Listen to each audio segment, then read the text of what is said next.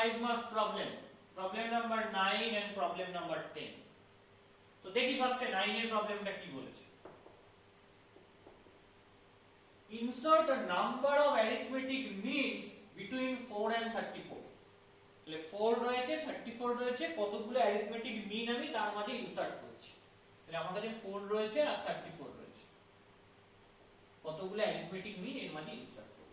such that বলছে sum of the resulting AP is 133। তাহলে যে রেজাল্টিং AP পাবো তার সামটা 133। তাহলে এই n এর ভ্যালু তোমাকে বার করতে বলেছে, মানে কতগুলো অ্যারিথমেটিক মিন ইনসার্ট করব।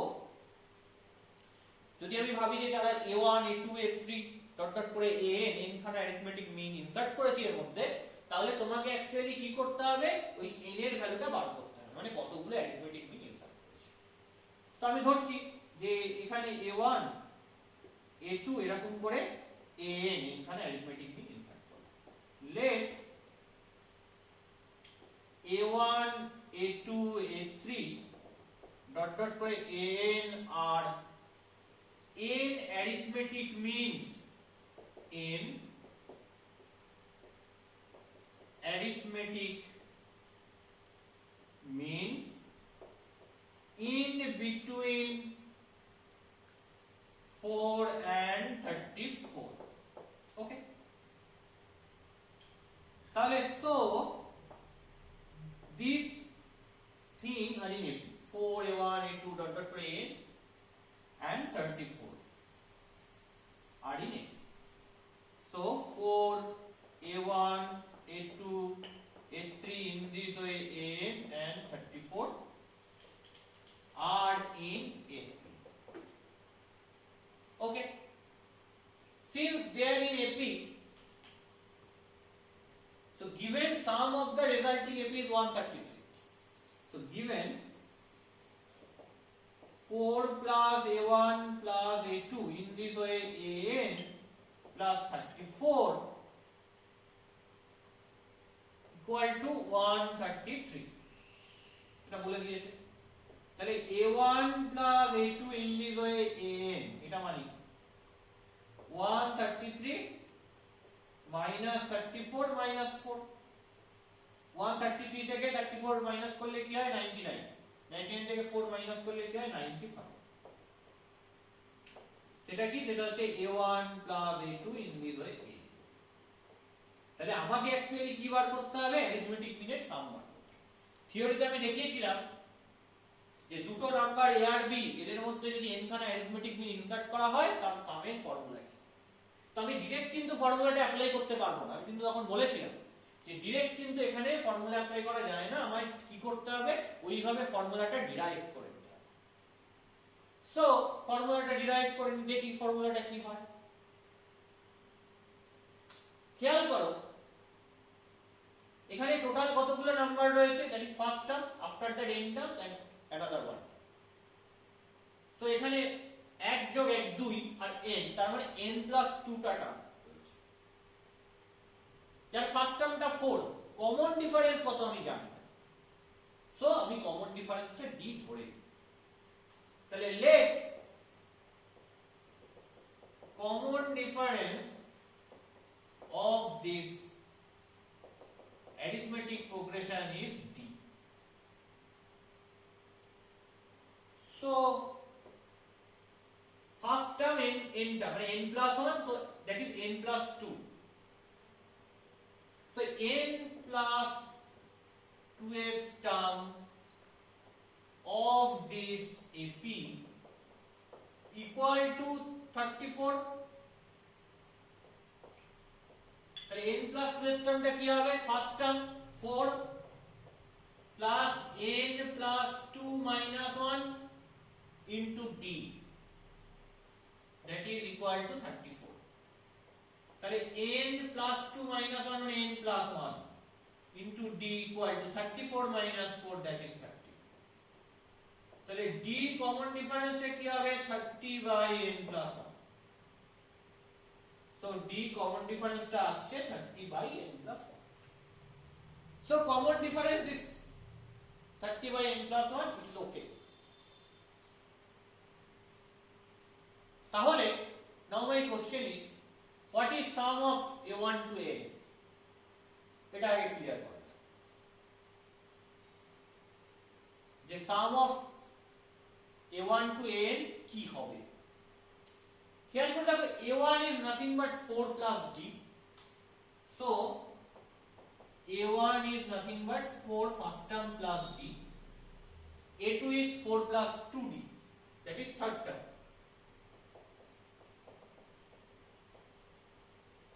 In this way, what is an? An is a1 is 4 plus d, a2 is 4 plus 2d, তার মানে কি 4 প্লাস যত নম্বর টার্ম রয়েছে সেটা ইনটু d, a2 দেখো 4 প্লাস যত নম্বর টার্ম রয়েছে সেটা ইনটু d, তাহলে n টা কি হবে? যদি সেই ফিগারটা মেইনটেইন করে 4 plus nd, কেন হচ্ছে এটা? Because n is n plus 1 term, n equal to n plus 1 term of this AP,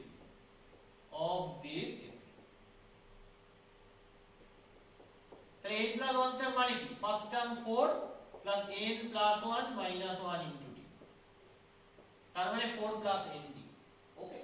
so n is 4 plus n into d, so আমি যদি এটা লিখে দিই তাহলে 4 plus d plus 4 plus 2d এরকম করে কত অবধি পাচ্ছি? 4 plus nd পর্যন্ত পাচ্ছি, দ্যাট ইজ ইকুয়াল টু 94। তাহলে এবার প্রত্যেকটা ব্র্যাকেটে একটা করে 4 রয়েছে, কতগুলো ব্র্যাকেট রয়েছে? n খানা ব্র্যাকেট রয়েছে, কারণ a1 a2 করে n খানা নাম্বার রয়েছে। তাহলে প্রত্যেকটা ব্র্যাকেট থেকে একটা করে 4 কালেক্ট করে নিলে কটা 4 পাবো? n টা 4 পাবো, তাদেরকে সাম করে দেওয়া মানে 4n হয়ে যাবে, প্লাস প্রথমটা থেকে d, তারপরটা থেকে 2d, তারপরটা থেকে nd পাবো, লিখে ফেলি, equal to 95.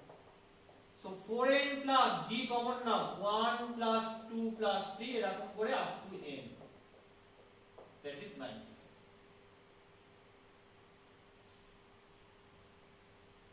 So এখানে আমি কি পাবো দেখি, এইখানে করি 4n plus d into 1 থেকে n এর সামের ফর্মুলা কি বলেছিলাম? n into n plus 1 by 2, n into n plus 1 by 2, that is equal to 95. তাহলে 4n plus d এর জায়গায় ভ্যালু বসাচ্ছি, কার ভ্যালু বসাচ্ছি?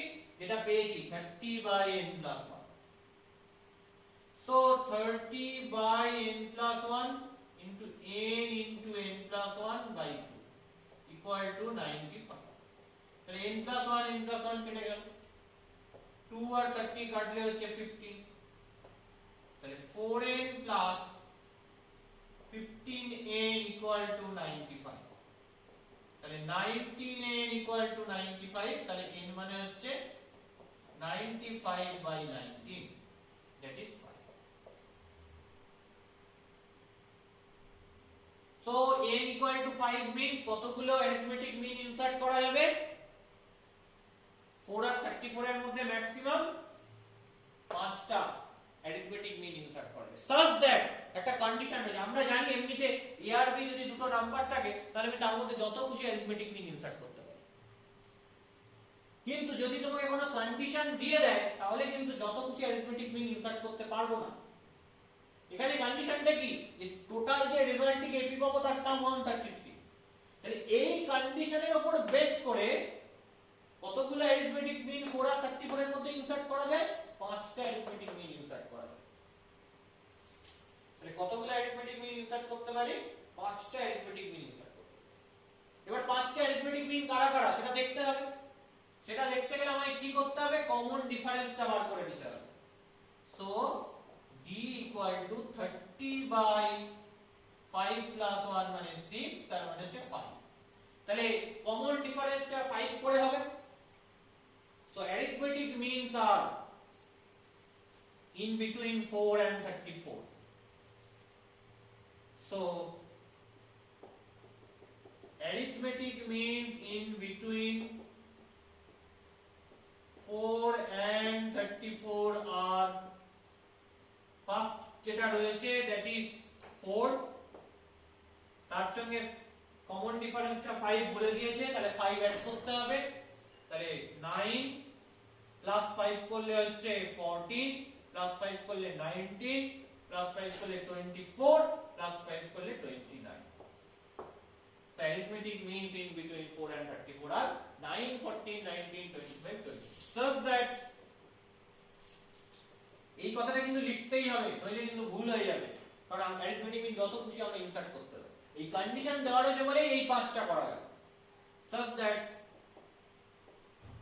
the sum of the resulting AP is 133. That is your answer. Okay. So that is problem number 9. তাহলে problem number 9 একটা আমরা করে ফেললাম। Now problem number 10 কি হবে? চলো ডিসকাস করি আগে। Problem number 10 is very very important. Board exam এর জন্য very very important problem. এবং খুব টেকনিক্যাল। একটা সুন্দর ট্রিক আছে, এটা যদি অ্যাপ্লাই করে দিই তাহলে 4 লাইনে অঙ্কটা হয়ে যাবে, আর যদি না করি তাহলে এক পাতা জুড়ে অঙ্কটা করতে হবে। তো দেখো ট্রিকটা কি। অ্যাকচুয়ালি এই ট্রিকগুলোকে শিখতে হবে। এবার কিভাবে এই ট্রিকগুলো শেখা যায়?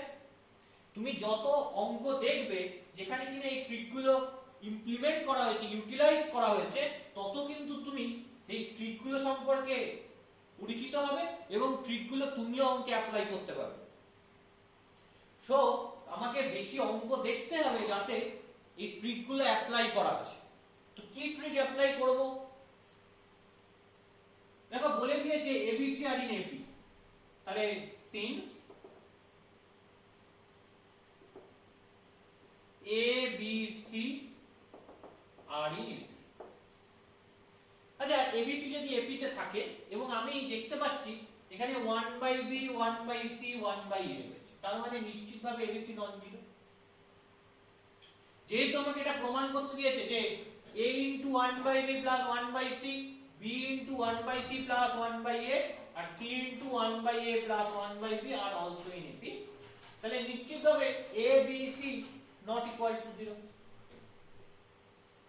and assume a b c not equal to 0. Three quantities basically. So a not equal to 0, b not equal to 0 and c not equal to 0. তাহলে 1/a 1/b আর 1/c এটা ডিফাইন, কোনো অসুবিধা নেই, এবং একটা কনস্ট্যান্ট ভ্যালু দেবে। আচ্ছা তাহলে 1/a plus 1/b plus 1/c মানে 1/a plus 1/b plus 1/c, এটাও কি দেবে? একটা কনস্ট্যান্ট ভ্যালু দেবে। কেন? a b c non zero মানে 1/a 1/b 1/c ডিফাইন এবং এরা প্রত্যেকে কনস্ট্যান্ট, তাহলে সামটাও constant. So 1/a plus 1/b plus 1/c is a non-zero constant. Clear? তাহলে দেখো আমি 1/a plus 1/b plus 1/c দিয়ে AP এর যে টার্মগুলো রয়েছে তাকে মাল্টিপ্লাই করে দিচ্ছি। যেহেতু নন-জিরো কনস্ট্যান্ট, মাল্টিপ্লাই করতে কোনো অসুবিধা নেই। Then a into 1/a plus 1/b plus 1/c, b into 1/a plus 1/b plus 1/c and c into 1/a plus 1/b plus 1/c. Okay, এই ABC এরা AP তে ছিল, তাই তিনটে টার্মকে আমি 1/a plus 1/b plus 1/c দিয়ে multiply করে দিয়েছি। তাহলে এরাও কিসে থাকবে? AP তে থাকবে। are also in AP. এবার জাস্ট আমি প্রোডাক্ট করি। a into 1/a করলে কি হবে? a into 1/a জাস্ট নিলাম, তাহলে 1 প্লাস a into বাকিটাকে আমি লিখে দিচ্ছি। কেন বাকিটাকে লিখে দিচ্ছি বলো? কারণ এখানে a into 1/b plus 1/c টা রয়েছে, লিখে দিলাম। এবার b into জাস্ট 1/b করলাম, তাহলে 1 plus b into 1/a plus 1/c। দেখো b into 1/c plus 1/a লিখে দিলাম। 1/a প্লাস 1/b রেখে দিলাম, just plus c into 1/c করলাম, তাহলে 1। তাহলে এরাও এপিতে থাকবে, জাস্ট আমি তো এটা ক্যালকুলেশন করছি। Are also in AP. দেখো এবার আমি যদি কনস্ট্যান্ট টার্ম মাইনাস করে দিই তাহলে তারাও এপিতে, এটা প্রপার্টি বলছে। তো কত কনস্ট্যান্ট টার্ম মাইনাস করবো বলো তো? সবেতে একটা করে 1 রয়েছে, তাই 1 মাইনাস করে দিই। 1 মাইনাস করে দিলে a into 1/b plus 1/c, b into 1/a plus 1/c, আর c into 1/a plus 1/b। এটা কিসে থাকবে? Are in A P. কেন এপিতে থাকলো? কারণ আমি কনস্ট্যান্টটা মাইনাস করে দিচ্ছি। আমরা জানি কতগুলো টার্ম এপিতে থাকলে তার সঙ্গে যদি কোনো একটা কনস্ট্যান্ট অ্যাড করি প্রত্যেকটা টার্মের সাথে, তাহলে তারাও এপিতে থাকে। তাই কনস্ট্যান্ট সাবট্রাক্ট করলে তারাও এপিতে থাকে। তাহলে এটা কিসে রয়েছে? এপিতে রয়েছে। তাহলে ক লাইনে হলো? 1 2 3, 3 লাইনে। 3 লাইনে আমরা জাস্ট এটা প্রমাণ করে ফেললাম যদি আমরা প্রপার্টিগুলোকে অ্যাপ্লাই করি।